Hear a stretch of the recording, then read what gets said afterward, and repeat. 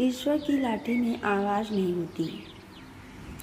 एक साधु वर्षा के जल में प्रेम और मस्ती से भरा चला जा रहा था कि उसने एक मिठाई की दुकान को देखा जहाँ एक कढ़ाई में गर्म दूध उबाला जा रहा था, तो मौसम के हिसाब से दूसरी कढ़ाई में गर्मा गर्म जलेबियाँ तैयार हो रही थी। साधु कुछ क्षणों के लिए वहाँ रुक गया। शायद भूख का एहसास हो रहा था या मौसम का असर था।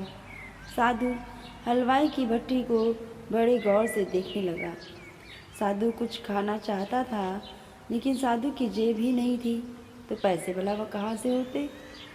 साधु कुछ पल भट्टी से हाथ सेकने के बाद चला ही जाना चाहता था कि नेक दिल हलवाई से रहा न गया और एक प्याला गर्म दूध और कुछ जलेबियाँ साधु को दे दी। मलंग ने गर्म जलेबियाँ गर्म दूध के साथ खाईं और फिर हाथों को ऊपर की ओर उठाकर हलवाई के लिए प्रार्थना की, फिर आगे चल दिया। साधु बाबा का पेट भर चुका था। दुनिया के दुखों से बेपरवाह वो फिर एक नए जोश से बारिश के गंदले पानी की छींटें उड़ाता चला जा रहा था। वह इस बात से बेखबर था कि एक युवा नवविवाहिता जोड़ा भी वर्षा के जल से बचता बचाता उसके पीछे चला आ रहा है। एक बार इस मस्त साधु ने बारिश के गंदले पानी में जोर से लात मारी। बारिश का पानी उड़ता हुआ सीधा पीछे जाने वाली युवती के कपड़ों को भिगो गया। उसके कीमती कपड़े कीचड़ से लथपथ हो गए। उसके युवा पति से यह बर्दाश्त नहीं हुआ, इसलिए वह आस्तीन चढ़ाकर आगे बढ़ा और साधु के कपड़ों को पकड़कर खींचकर कहने लगा, अंधा है, तुमको नज़र नहीं आता तेरी हरकत की वजह से मेरी पत्नी के कपड़े गीले हो गए हैं और कीचड़ से भर गए हैं।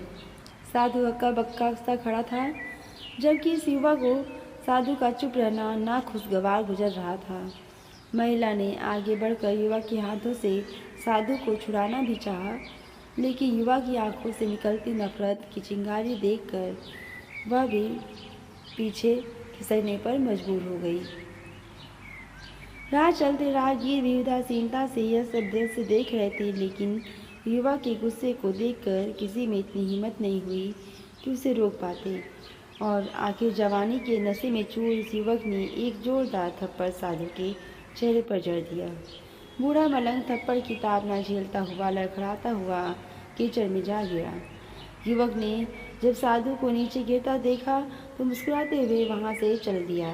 बूढ़े साधु ने आकाश की ओर देखा और उसके होठों से निकला, वाह मेरे भगवान, कभी गर्म दूध जलेबियाँ और कभी गर्म थप्पड़, लेकिन तू अगर चाहे मुझे भी वही पसंद है।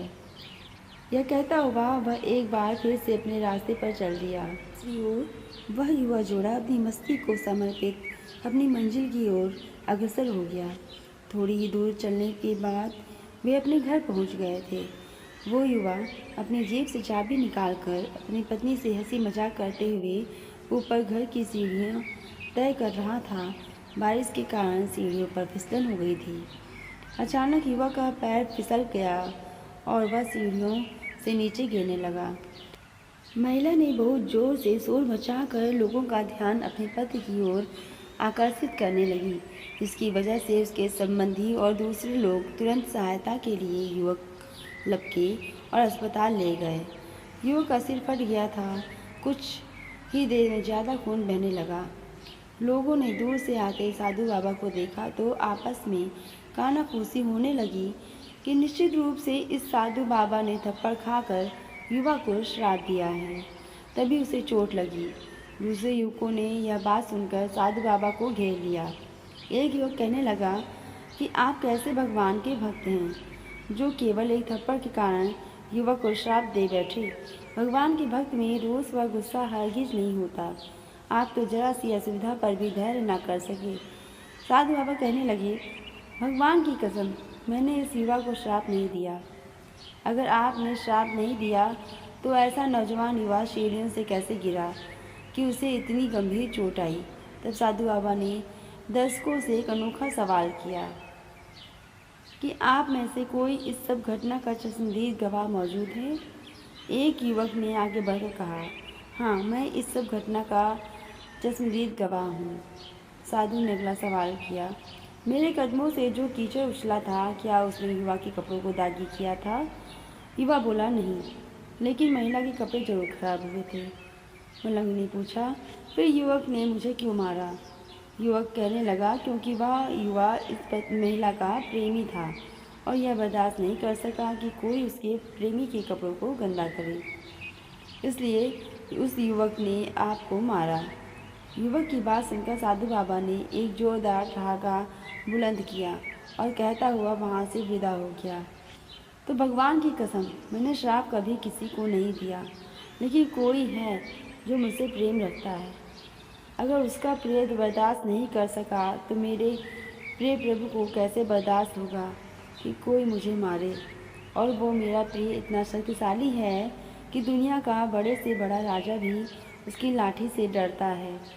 सच है, उस परमात्मा की लाठी दिखती नहीं और आवाज़ भी नहीं करती, लेकिन पड़ती है तो बहुत दर्द देती है।